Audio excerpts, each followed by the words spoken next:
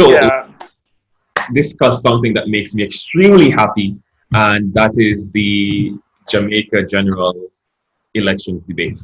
And now kudos to Jamaica for being so progressive and doing this. And for those in the wider Caribbean who might not know, Jamaica successfully held 3 election debates leading up to election, and the last one being last night. And they were split into 3 topic areas: 1, social issues; 2, finance and the economy; and 3, leadership. So let's jump right into debate 3, since that only happened last night and it's still fresh in our minds. So, guys, what are your thoughts? For context, last night saw the young and favorable Andrew Holness facing up against recently recovered Peter Phillips, who just fought off Peter Bunting in a party leadership challenge. So what you saw was an old seasoned politician who was struggling to maintain and ignite his party base because of, division, against Andrew Holness, who was favorable, who had been leading for 4 years, who the people thought was doing a good job. Yeah. So on any estimation, Peter Phillips started behind in the race. And, the projections were that it was going to be, a decimation. Yeah. Quite the opposite happened. What happened last night demonstrates that, yes, there is room for youth and development and growth, but there is still some room for experience. And what you saw was Peter Phillips measured responses to the questions being posed by very tough journalists in Jamaica, where he had way more direct answers. And for, leaving that debate, even if you didn't feel like, okay, great, I'm going to vote People's National Party, you felt that Peter Phillips does in fact have a strong command of the different issues facing the country and would do a good job if given the chance to. As opposed to Andrew Holness, who started ahead of the game. He is a reasonable orator. He speaks well, but we saw at parts where we saw criticisms all over Twitter where he stuck to his script a bit, was guarding himself a bit because he, a little unsure. And then we saw some jabs against Peter Phillips that people thought just weren't necessary just because of what he was up against, a way more measured person. And so in the end, every estimation had the debates concluding in a neck-to-neck finish, which in and of itself is something for Peter Phillips and the People's National Party to be proud of because of where they stood going into that debate. Definitely. Jermaine, what say you? Yeah, I mean, to be honest, more or less the same. But I think a particular context is important in terms of where we're coming from with Dr. Peter Phillips.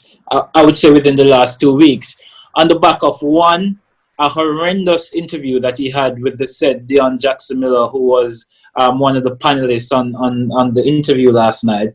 And secondly, as well, a live broadcast with other members of the party, where I believe the teleprompter went and you saw Peter Phillips basically grasping for paper, unable to even improvise and introduce the live debate that was supposed to happen among members of the PNP administration.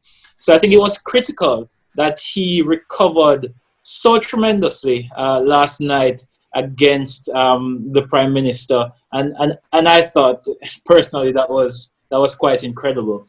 One thing I think we have to acknowledge, to be honest, is that this is perhaps not the Prime Minister's forte in a sense, because he did struggle, I believe, if I recall correctly, against Portia Simpson Miller. And now in this format, he struggled again against Dr. Phillips. So one has to wonder exactly whether this is his thing. But overall, it was a very interesting debate. Both men, as Romane said, handled themselves quite well. And, it's good to see that we're able to reach this level of maturity where there was just so much respect that both men showed for each other, and overall it was a very clean debate. As to whether it will influence voters, we're not sure, but critically, the PNP's base would have been certainly energized, seeing that Dr. Phillips had the chops to deliver on being Prime Minister. So that's all I would say on that. Yeah, definitely. One of the things I would say really quickly is that Jamaicans must be proud of the fact that Jamaicans can get together and host a debates commission where you can actually get the leaders of the parties to commit to debating each other.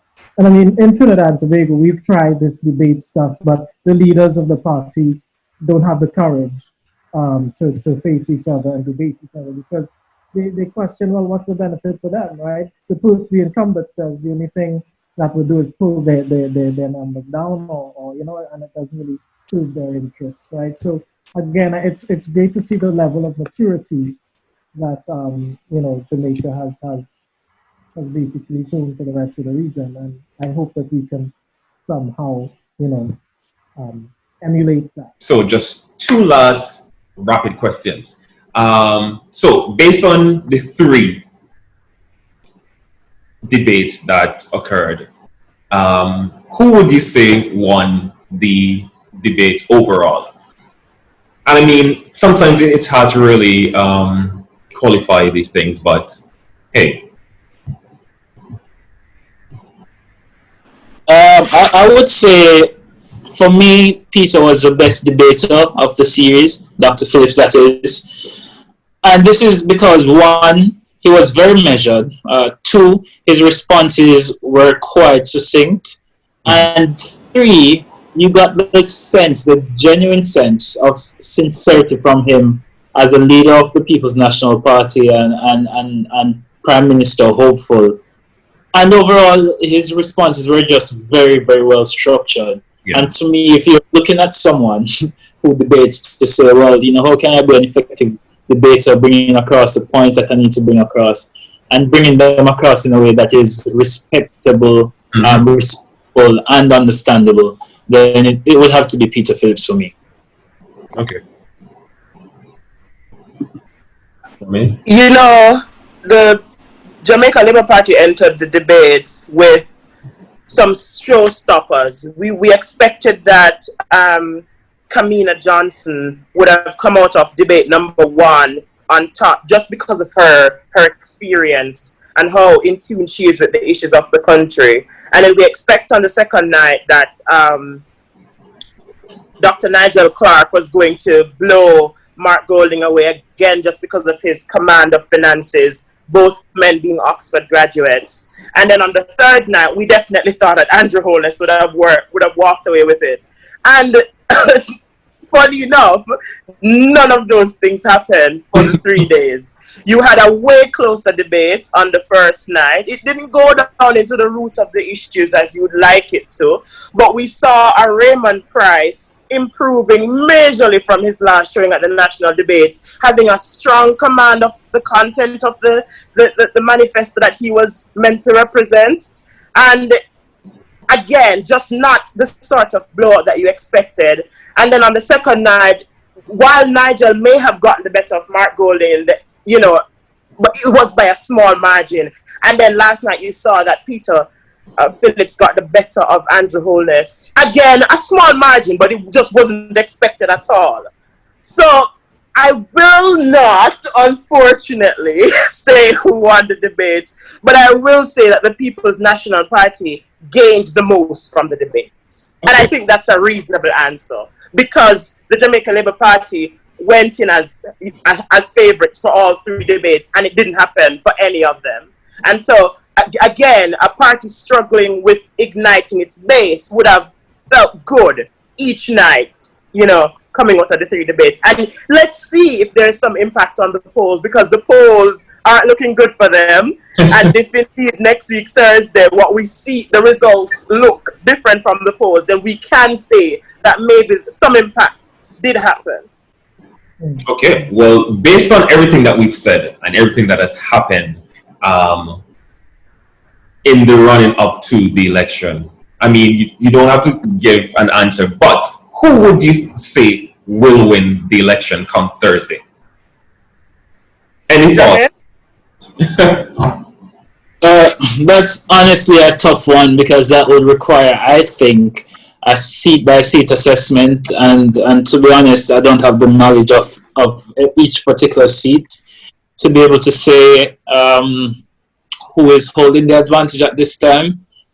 There's something that tells me that it will be very close, but that the incumbent will be the winner, not by a lot, certainly by a very small margin. But I feel that overall, considering the last 4.5 years, and the achievements certainly that the Jamaica Labour Party would have paraded, not just in the debates, but in terms of their overall campaign package, that probably people might be generally persuaded, let's say, to vote for the Jamaica Labour Party. But again, it might just very well come down to who is more favorable within the respective seats or constituencies. And you know, that's the tricky thing about the how our parliament is set up, because again, just like Jermaine, I don't know the seat by seat analysis, and it might very well come down to that.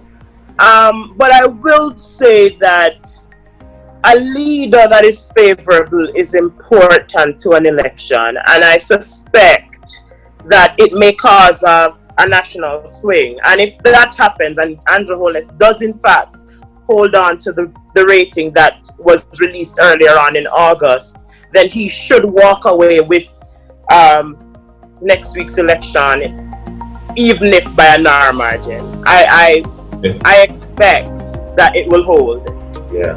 Well, Romane and Jermaine, thank you guys for coming on. It's been an insightful conversation, and we really hope to have you guys back on the show soon. Well, that is all for today. Don't forget to subscribe and like this video, and thank you guys for watching.